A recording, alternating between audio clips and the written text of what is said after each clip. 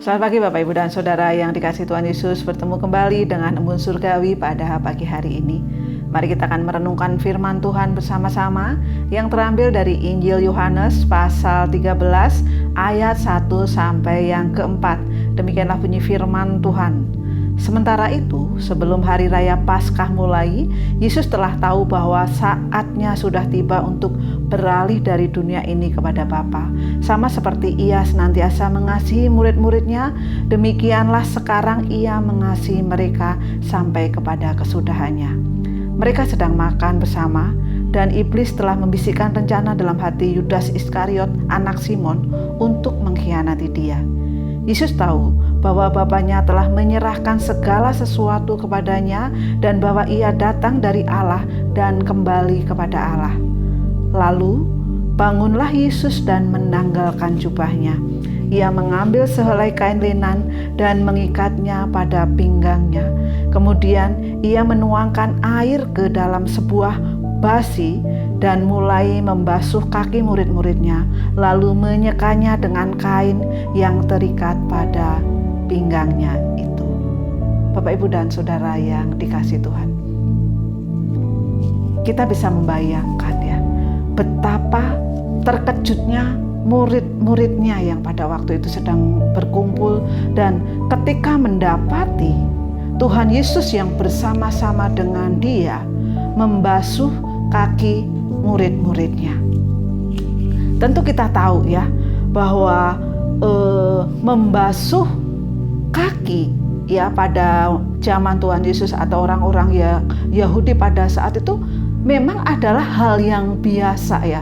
Tetapi hal yang biasa ini dilakukan oleh hamba ya, dilakukan oleh budak ya. Tetapi ketika Tuhan Yesus melakukannya itu, sungguh ini menjadi keterkejutan yang luar biasa. Kita pun bisa membayangkan ya, kalau zaman waktu itu ya, tindakan ini bertentangan dengan kebiasaan orang-orang Yahudi pada waktu itu. Dan kalau kita melihat sampai sekarang pun, seorang pemimpin seandainya membasuh kaki anak buahnya tentu juga tidak lazim ya. Bapak, Ibu, dan Saudara yang dikasihi Tuhan ya, menjelang penderitaannya di kayu salib ya, Tuhan Yesus melakukan tindakan ini ya, ketika malam terakhir pada waktu itu mereka berkumpul, mereka makan ya. Kita melihat ya bagaimana keteladanan Tuhan Yesus yang luar biasa ya. Kenapa dia melakukannya itu ya, dikatakan di situ kemudian ayat 5 Yohanes pasal 13, Ia menuangkan air ke dalam sebuah basi dan mulai membasuh kaki murid-muridnya, lalu menyekanya dengan kain yang terikat pada pinggangnya.